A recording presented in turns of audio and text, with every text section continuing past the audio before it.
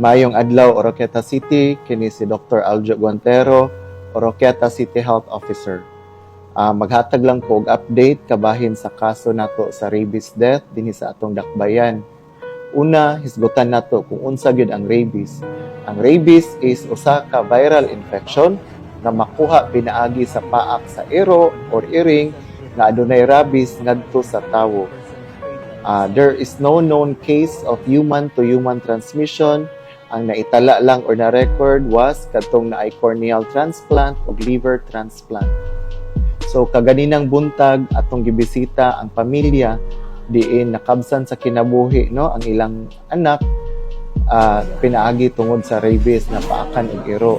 So atong nasayran nga adtong Mayo 18 karong tuiga nahitabo didto sa laing lugar no napaakan og irong buang ang ilaang anak. So ila gid gilayong gidala sa balay tambalanan para madapatan og tambal. And ato pong nasayran no nga last week ang bata okay pagyud kaayo, gipapaliguan sa inahan, gipakaon, walay gibating simptomas, walay hilanat. Apan ni adtong July 12 adlong Sabado sa dihang paliguan na unta sa inahan ang iyang anak, reklamo kini og nahadlok sa tubig, no? May syagit pa man gani siya nga ma. So as described by the mother, the boy was really terrified. So maoto ming konsulta siya og usa ka doktor, iyang gitawagan og gi-advisean pod siya nga suwayan og pabugahan og hangin iyang anak. Og tuod man nasayran sa nakita sa inahan nga nahadlok og tubig ang ilang anak. So tungod ni adto nabalaka kaayo sila, gi-advisean sila sa ka doktor nga dadon dayon ang bata dito sa hospital no. Gidala sa ato ang balay tambalanan diri og nahatagan giasikaso ug maayo. Apan ang doktor pod sa balay tambalanan or sa hospital may advice sa pamilya nga mas dadon gyud nila ang bata didto sa mas dako nga facility for further evaluation and treatment. Apan pagkagabi pagkakadlaw ni ana no July 14 nakadawat ko og report kabahin sa bata nga may expire na gyud siya. Subo kayo pamalandungon, paminawon nga aduna na usay usa ka kinabuhi, usa ka bata 5 years old nga nakabsan sa kinabuhi tungod sa sakit nga rabies.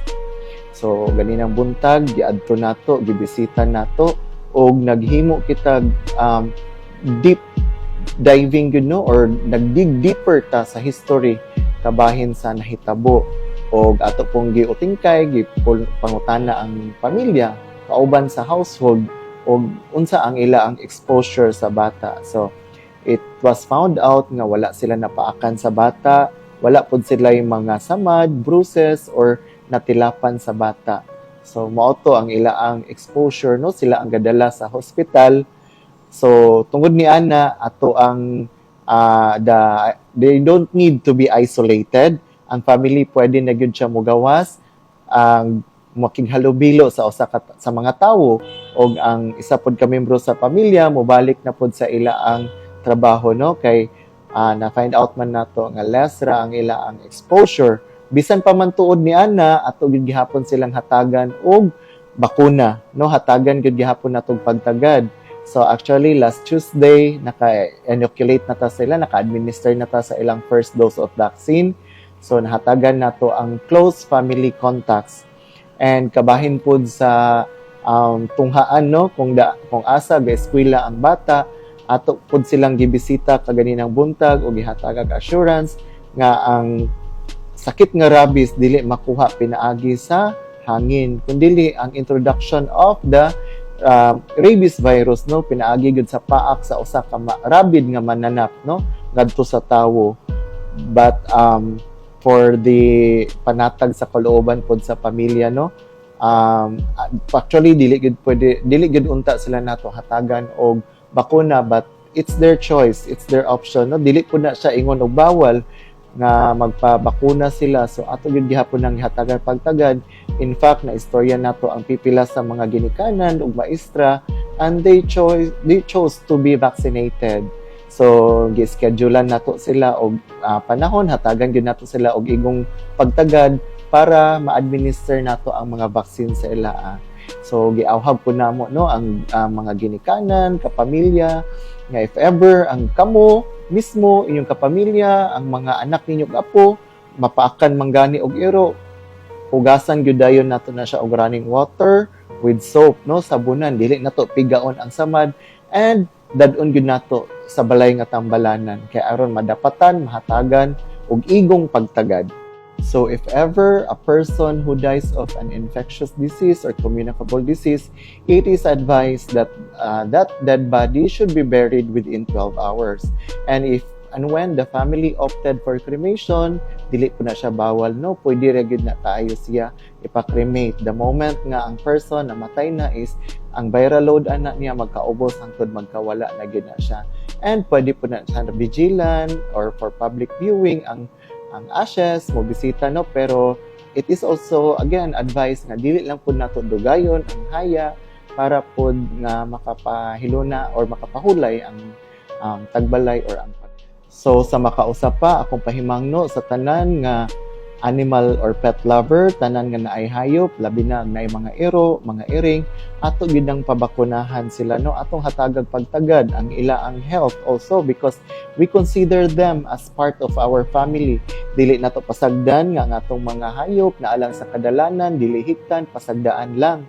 Ang ato ang veterinary office no, headed by Doktora Abuton, andam gyud sa kanunay moalagad ug mohatag og pagtagad sa atong mga hayop kung adunay mga problema, mga bakuna, pwede nato sila dadon sa ilang opisina, and in fact nag-adto gyud na sila sa kada barangay no, nag house to house og pagpaghatag sa bakuna. So dili gyud na nato kalimtan ang schedule sa atong pagpabakuna sa atong mga iro, ug magpasalamat usab ako sa ato ang halangdong mayor no for the full support kabahin sa ato ang rabies program. Andam gyud siya maminaw og mohatag og aksyon kung unsa man atong panginahanglanon kabahin sa panglawas no. And sa makausap pa sa mga naay iro no, iring, be a responsible pet owner. Bantayan gyud nato na ang atong mga alagang hayop, dili nato pasagdan nga maglakaw-lakaw lang sa kalsada. And sa mga gitikanan, igsuon, parente, apo, mga iyaan ug uyuan no, kung ang inyo ang mga bata napaakan og iro kasagaran ra bagyo, dili na sila mo istorya ang uban.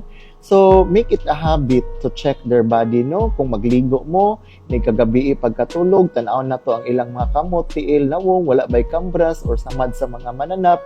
Dayon pangutan-on nato sila kay mutug-an naman pud na sila eventually. Kung mao man gani na ang nahitabo, dadon gyud nato sa balay tambalanan ang ato ang mga bata or pasyente para mahatagan jud dayon og mga first aid og mga bakuna para malikayan na nato ang mao nga panghitabo dinhi sa ato ang dakbayon.